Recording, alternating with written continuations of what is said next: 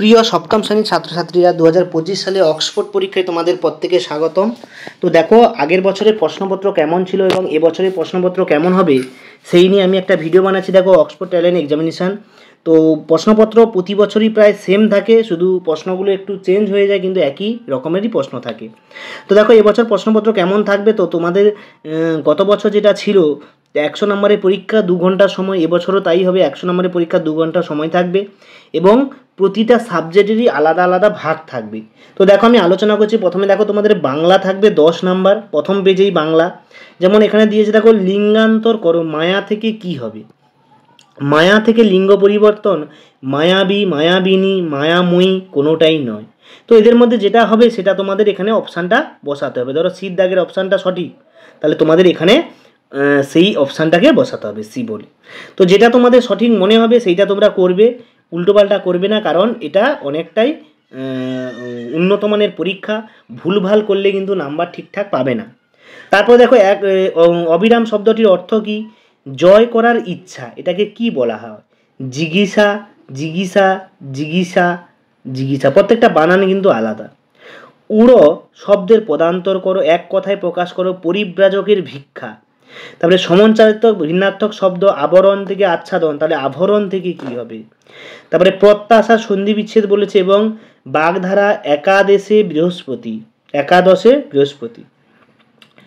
বিলাপিত এর পদ পরিবর্তন কি হবে? তারপরে দেখো ইংরেজি দিয়েছে তোমাদের 10খানা ইংরেজি এখানে দিয়েছে, 11 থেকে 20।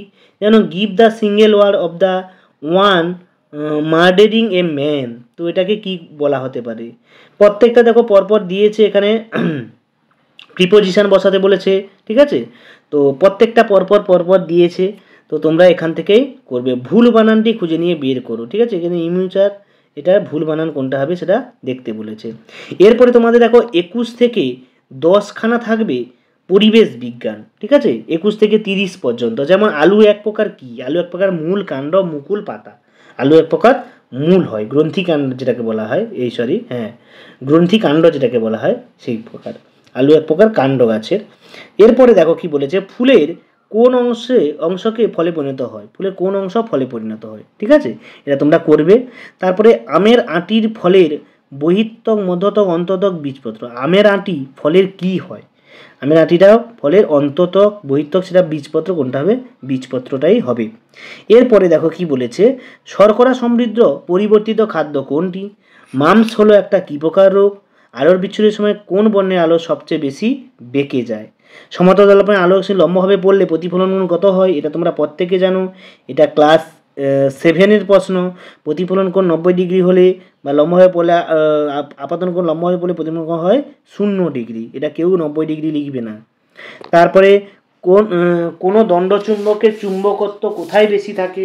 চুম্বকত্ব কোথায়? 2 প্রান্তে বেশি থাকবে, মাঝখানে তো কখনোই না, 2 প্রান্তে বেশি থাকবে। চুম্বকের চুম্বকত্ব প্রান্ত দেশে বেশি থাকে। টর্চ লাইটে ব্যবহৃত হয় কোন কোষ? সমবেগে চলমান কণার বেগ কেমন হয়?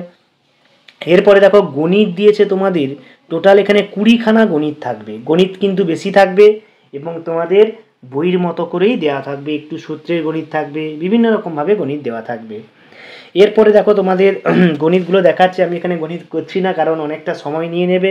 যেমন একটা গণিত নিয়ে আলোচনা করছি, দেখো তোমাদের দিয়েছে 100 এর সম্পূরক কোণ কত? 100 সম্পূরক কোণ কত হয়? দুটো কোণের সমষ্টি 180 হলে তাহলে 180 থেকে যদি 100 বাদ দিই 80 ডিগ্রি, তাহলে উত্তরটা কোনটা হবে? এই সিটটা হবে সঠিক উত্তর, 80 ডিগ্রি। তো এইভাবে তোমরা গণিতগুলো এক এক করে করবে। তো প্রত্যেকটা তোমরা ভালোভাবে দেখো, প্র্যাকটিস করো। যেগুলো পারবে না আমাকে বলো, আমি অবশ্যই সেগুলো তোমাদেরকে করে দেবো। এরপরে আমরা আসি সাধারণ জ্ঞান, অর্থাৎ জিকে নিয়ে আসি। লাভা সঞ্চিত হয়ে কী শিলা সৃষ্টি হয়? তোমরা প্রত্যেকে জানো লাভা থেকে তৈরি হয় আগ্নেয় শিলা। কী শিলা? না, আগ্নেয় শিলা তৈরি হয়। চিরগোধূলির দেশ কাকে বলা হয়? তারপরে মানুষের সঙ্গে কোন প্রাণীর আঙুলের ছাপ বেশি কাছাকাছি মিল থাকে? গরিলা, ওরাংওটাং, বেবু, শিম্পাঞ্জি, কোনটা হবে? কোথায় মাদার টেরিজা জন্মগ্রহণ করেছিলেন? ভারতের কোন রেল স্টেশনে সবচেয়ে বেশি প্ল্যাটফর্ম আছে? এটা জানো তোমরা, হাওড়া স্টেশন। লু বায়ু কোন দিকে প্রবাহিত হয়? প্রতি হেক্টর প্রতি কোন রাজ্যে ধানের উৎপাদন বেশি হয়? ভিক্টোরিয়া হ্রদ কোথায় অবস্থিত? তো এরকম পরপর তোমাদের প্রশ্ন উত্তরগুলো দিয়েছে, আমি দেখাচ্ছি। দেখো 0 ডিগ্রি সি উষ্ণতায় পারদ কঠিন হয়, তরল হয়, গ্যাসীয় হয়, জেলি হয়, এটা তোমাদের বলতে হবে।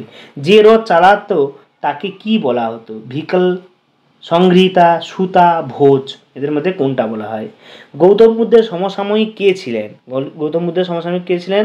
নাগার্জুন, কনিষ্ক, কৌটিল্য, মহাবীর।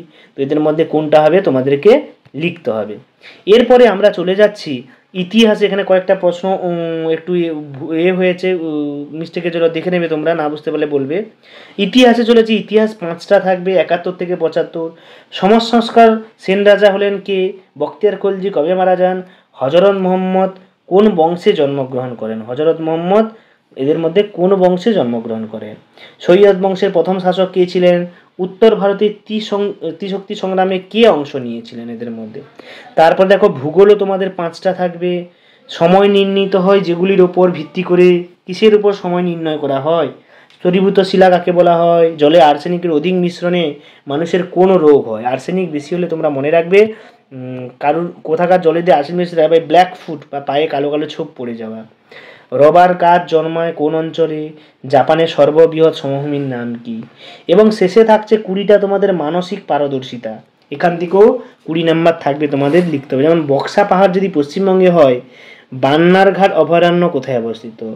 বাংলাদেশের রাজধানী যদি ঢাকা হয়, মালয়েশিয়ার রাজধানী কি? কবি নজরুল যদি চুরুলিয়া গ্রামে জন্মগ্রহণ করেন বর্ধমানে, তাহলে এস ওয়াজেদ আলী কোথায় জন্মগ্রহণ করেছিলেন? বৃহত্তম রাজ্য যদি রাজস্থান হয়, তাহলে বৃহত্তম জেলা কোনটি? এরকম করে তোমাদের এক্সট্রা অর্ডিনারি তোমাদের মানসিক পারদর্শিতার পরীক্ষা নেওয়া হবে। যেমন এখানে আমি একটা উত্তর দেখাচ্ছি কেমন হবে, দেখো। তো তোমাদের বলেছে এই যে দাগটা, এদের মধ্যে কোনটার সঙ্গে মিল আছে বলতে হবে। এই দাগটা দেখো একটু বাঁকা মতন আছে, বাঁকা হয়ে ঘুরে গেছে, তাই না? এটার এইগুলো যতগুলো দিয়েছে তার মধ্যে কোনটার সঙ্গে এটার মিল আছে? দেখো এইটার সঙ্গে একটু মিল আছে, এই শেষেরটাই যেরকম বেঁকে গেছে এটার সঙ্গে মিল, তাহলে ডির দাগে অপশানটা হবে সঠিক। তো এইভাবে তোমাদের প্রত্যেকটা প্রশ্ন উত্তর তোমাদেরকে ভালোভাবে দেখতে হবে, অনুধাবন করতে হবে, তারপর কিন্তু তোমরা উত্তর দিতে পারবে। এই মানসিক পারদর্শিতা কিন্তু খুবই সোজা, ছবি দেখে দেখে মেলাতে হবে। এটা কিন্তু ঠান্ডা মাথায় করবে, কেউ গোলালে হবে না, তোমাদেরকে ঠান্ডা মাথায় নিজে থেকে ভেবে কাজ করতে হবে। তো দেখো পরপর দিয়েছে, এখানে 100খানা প্রশ্নই আছে তোমাদের। তো যদি কোনো প্রশ্নের উত্তর তোমাদের জানা না থাকে তো তোমরা কমেন্টে লেখো, আমি দেবো। এবং এর যদি পিডিএফ দরকার হয় আমাকে কমেন্টে লেখো, পিডিএফ আমি দেবো। এবং কোনো অ্যান্সার শিট যদি এর দরকার হয় তোমরা বলো, তারও পিডিএফ আমি তোমাদেরকে দিয়ে দেবো। তো দেখা আছে পরের ভিডিওতে। সমস্ত ক্লাসের এই অক্সফোর্ড ট্যালেন্ট এক্সামিনেশনের প্রশ্নপত্র পেতে তোমরা কমেন্টে লেখো, যার যার কোন ক্লাসের প্রশ্ন লাগবে আমি অবশ্যই দেবো। এবং কোনো সমস্যা থাকলে কমেন্টে অবশ্যই জানাবে। যারা নতুন অবশ্যই তোমরা সাবস্ক্রাইব করবে, এবং যারা পুরনো আছো লাইক করবে, শেয়ার করবে বন্ধুদেরকে, যাতে সবাই এই প্রশ্ন প্র্যাকটিস করে পরীক্ষা দিতে যেতে পারে, তাদের কনফিডেন্সটা যাতে হাই হয়, তারা ভালোভাবে পরীক্ষা দেবে। দেখা যাচ্ছে পরের ভিডিওতে, পরের প্রশ্নপত্র নিয়ে আলোচনা করা হবে। আজকের মতো এই পর্যন্ত। সবাই ভালো থাকো, ভালো করে প্র্যাকটিস করো ট্যালেন্ট পরীক্ষার জন্য।